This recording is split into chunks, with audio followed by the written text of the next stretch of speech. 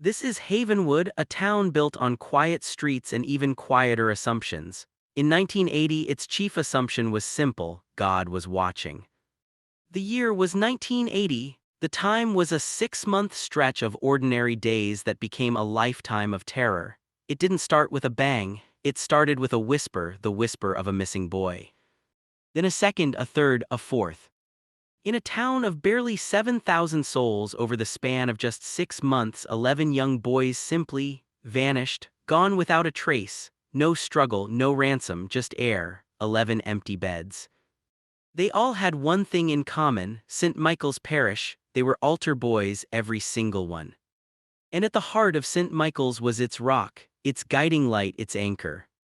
Father Thomas Riley, known affectionately as the Anchor for his steadfast faith. When panic seized HavenWood, it was Father Riley who comforted the mothers, who led the candlelight vigils, who swore to God he would not rest until his little lambs were found. A pillar of the community, they called him.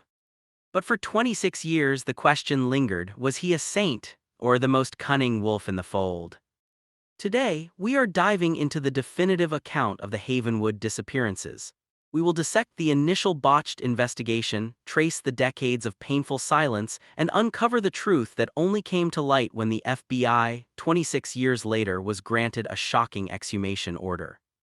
They didn't dig up the priest's bones hopping to find evidence on them. They were looking for something weirder.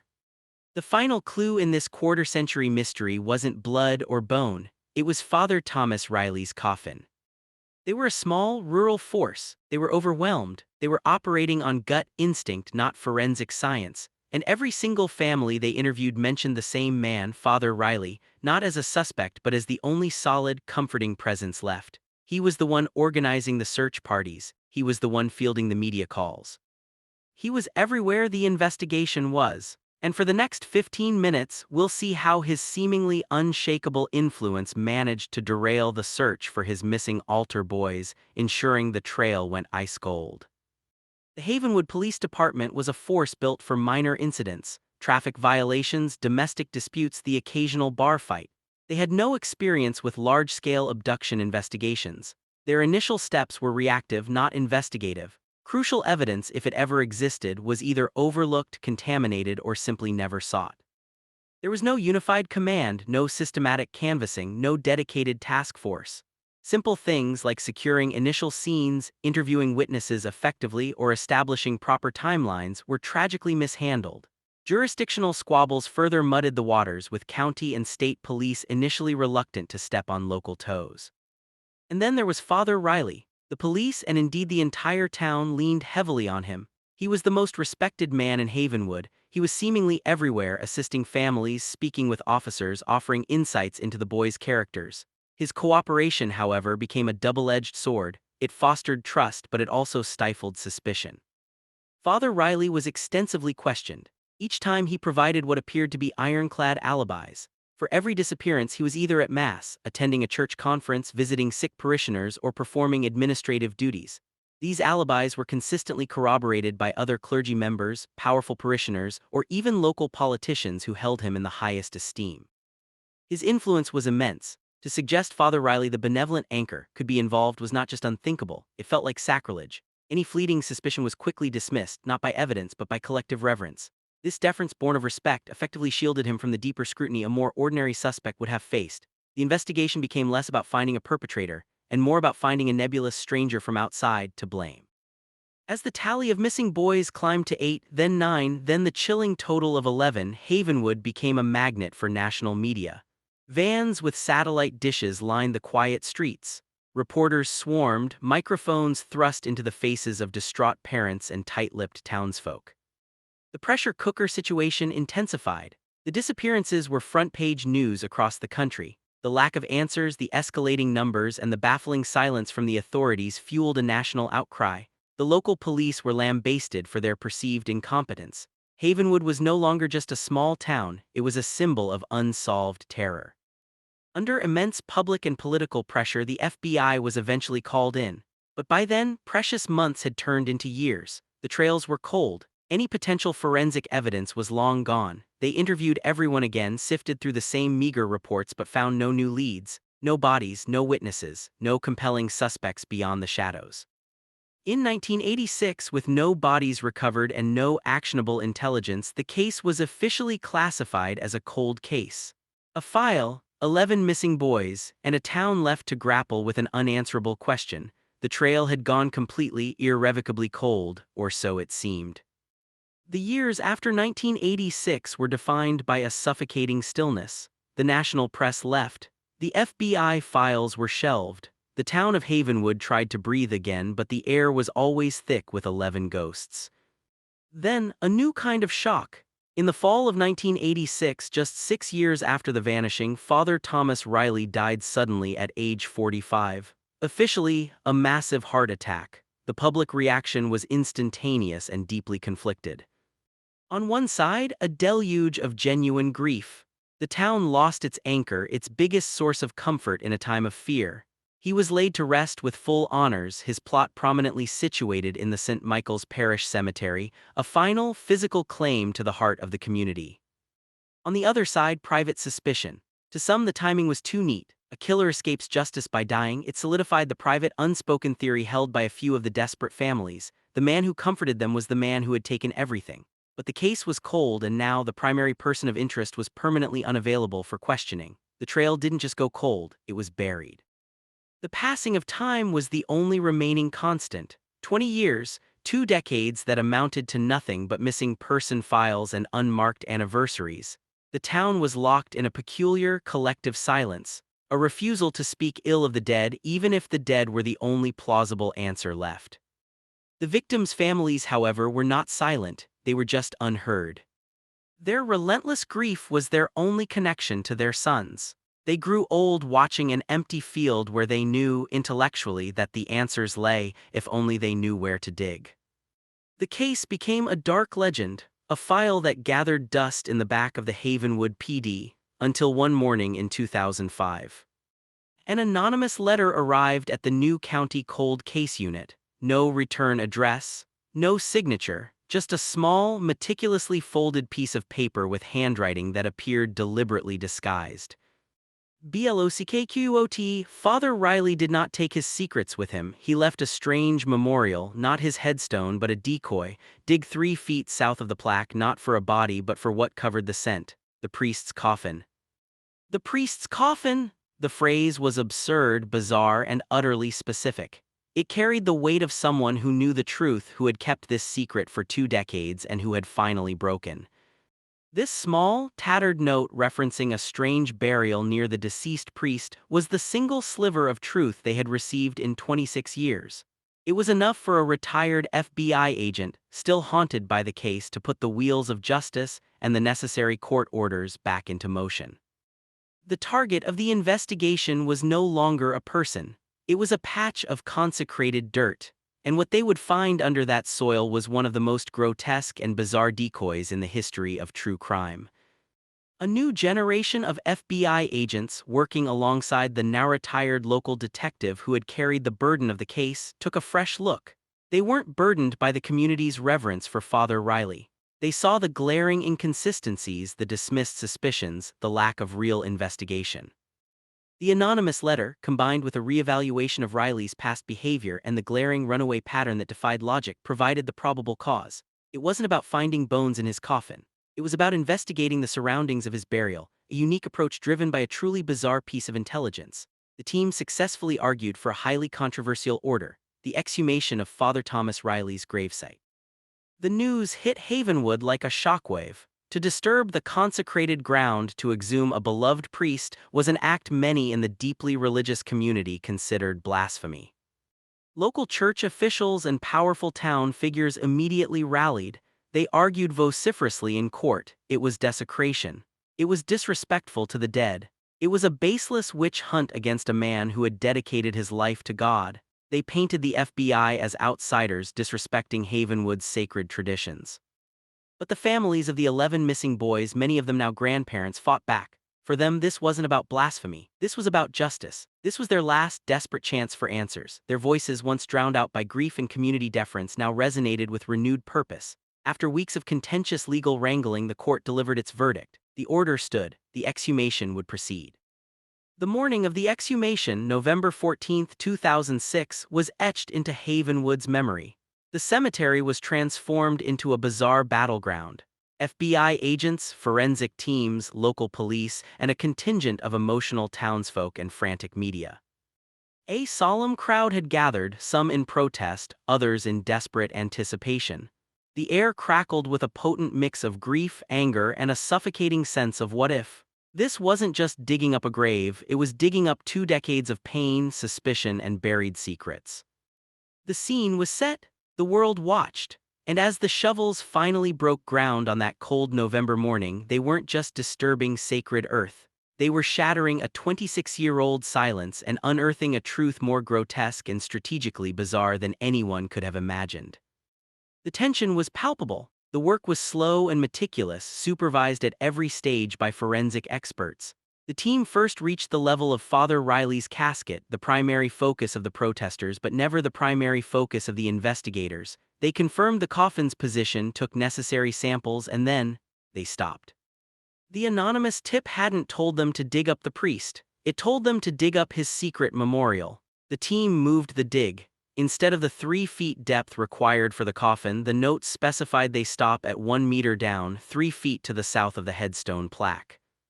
This was the moment of truth. Years of silence, decades of grief, all resting on the cryptic words, 3 feet south of the plaque. And then the sound they were waiting for, not the dull thud of wood or rock but the unmistakable scrape of metal. The object was carefully lifted. It was small, sealed, and heavy. There were no human remains, no bones, no shocking evidence of murder, only a container. The container is taken to a sterile surface, cleaned, and a forensic glove opens the lid with a tool. The camera moves in tight. The team opened it, and inside was not what anyone expected. Not jewelry, not a diary, not a weapon. It was filled to the brim with dried, decades-old coffee grounds. Laughter broke out among the onlookers, a nervous, disbelieving laughter. Was this a joke? Was the whole thing a cruel hoax, an elaborate exercise in futility? Then the forensic analyst spotted something small, tarnished, and metallic buried within the grounds.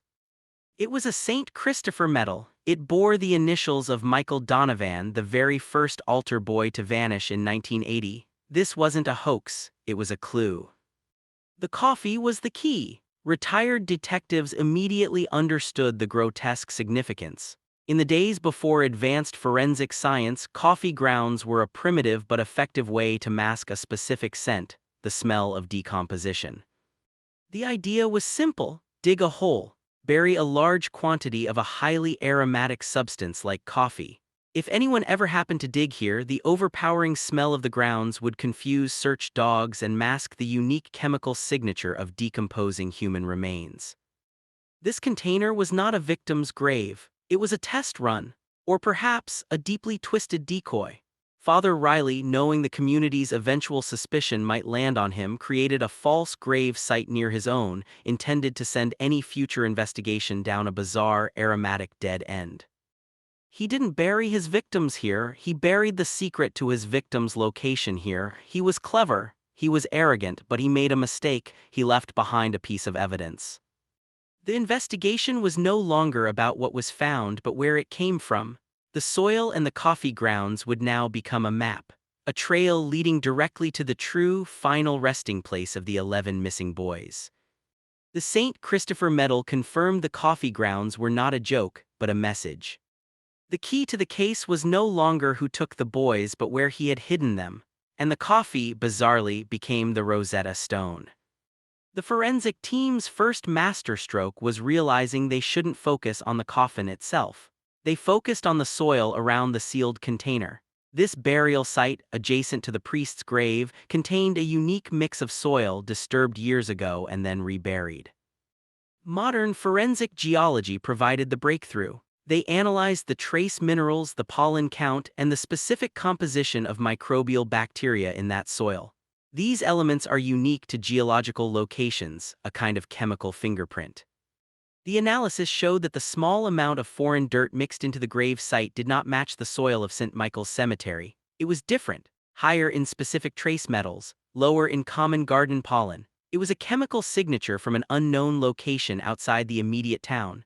They weren't looking for a single clue, they were looking for a soil match. Working with state geological surveys, the FBI was able to isolate areas within the county that shared the unique mineral and bacterial fingerprint found with the coffee grounds. This narrowed the search from an entire state down to a handful of remote, abandoned properties outside the HavenWood town limits. The prime location? An old, derelict farm property 3 miles north of the parish. It was a property that had fallen out of ownership and contained an unused, decades-old cistern or dry well.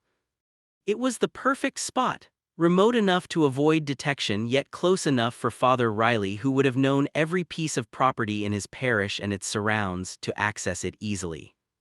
The second dig was not a tense standoff, it was a desperate, grim recovery operation. Authorities established a perimeter. They began excavating the dry well. The silence of the night was broken only by the hum of machinery and the muted commands of the FBI agents. And then the sound they had dreaded for 26 years, the positive confirmation. Deep within the abandoned cistern, concealed beneath years of refuse, they found them. The remains of the 11 missing altar boys. The sheer scale of the horror finally laid bare. The victims had been there together all this time. The man who organized the search for them, who prayed with their families, who was lauded as the anchor, had been their jailer and ultimately their killer. The case was closed, the mystery was solved. The families finally had a definitive, devastating answer, but the most terrifying question remained: why? The recovery of the 11 boys was a tragedy of monumental scale, but it finally allowed investigators to build the full, final file on Father Thomas Riley. The man they couldn't question in life was now fully exposed in death. The evidence recovered at the remote grave site and the review of the priest's personal effects, now seized by the FBI, painted a portrait of pure, calculated psychopathy. The motive was not robbery or passion. It was textbook control, opportunity, and status. As the revered priest, Riley possessed unlimited access and trust. His position guaranteed him moments alone with the boys, who were trained to obey him without question. He was protected by the shield of his collar. He didn't just crave power, he needed to demonstrate it in the most perverse and absolute way possible, controlling the fate of his little lambs while simultaneously being revered as their shepherd. The bizarre coffee decoy was his final act of control. A psychological signature of a killer who believed he was smarter than the law. It was an insurance policy against the inevitable whisper of suspicion, ensuring that even if his name came up, any physical search would be derailed by a strange, aromatic red herring. Riley may have been the killer, but the systems designed to stop him were crippled by negligence, incompetence, and what many argue was willful blindness. In the conservative, highly religious climate of 1980s HavenWood, the local authorities were institutionally incapable of suspecting their priest. The respect for Father Riley morphed into a fatal investigation gap. Leads that pointed to the church were dismissed. Alibis from parishioners were accepted without critical thought. This was not a vast conspiracy, but a pervasive, toxic deference that allowed a killer to operate in plain sight, protected by the very faith he corrupted. The price of that deference was 11 boys and 26 years of excruciating uncertainty for their families. With the discovery of the remains, the investigation shifted one last time, from a cold case to a long-delayed homecoming. The 11 boys who vanished as children were finally identified, returned, and given the proper burials they deserved. Closure is a complex word. It doesn't mean the pain ends. It means the agonizing search ends. For the families of HavenWood, justice had come in the strangest possible way, a meticulous forensic hunt guided by a small, sealed can of old coffee. The decades of hopping for a runaway child were over, replaced by the grim certainty of a monster exposed. They could finally mourn the dead rather than search for the living. The story of the HavenWood 11 is a chilling journey through time. From the quiet vanishings in 1980 to the decades of desperate searching, the frustrating cold case, and finally, the shocking truth unearthed in 2006. We began with a small town's terror, as 11 altar boys disappeared one by one. We witnessed the tragic failures of an investigation blinded by faith and reverence. We lived through 26 years of agonizing silence, broken only by an anonymous tip that seemed at first utterly ridiculous. And then the extraordinary sequence of events, the exhumation of a priest's decoy, a sealed container, a child's medal, and finally the forensic science that led to the grim, undeniable truth. Perhaps the most unsettling element of this entire saga is the perverse brilliance, the twisted wit, of Father Thomas Riley. To orchestrate such a horrific series of crimes, to then play the role of comforting shepherd, and to finally, in death, attempt to ensure his secret remained buried under a bizarre aromatic decoy of coffee grounds. It speaks to a level of psychological control that chills to the bone. He didn't just hide his victims, he tried to hide the method of hiding them. It was a final, arrogant taunt, a macabre puzzle left for investigators he believed would never be clever enough to solve. The HavenWood 11 serve as a stark reminder. Evil can hide in plain sight even in the most trusted positions, and sometimes the strangest clues hold the darkest truths. Thank you for joining us on this harrowing journey. If you found this deep dive compelling, please like this video, subscribe for more true crime explorations, and share your thoughts on this incredible case in the comments below.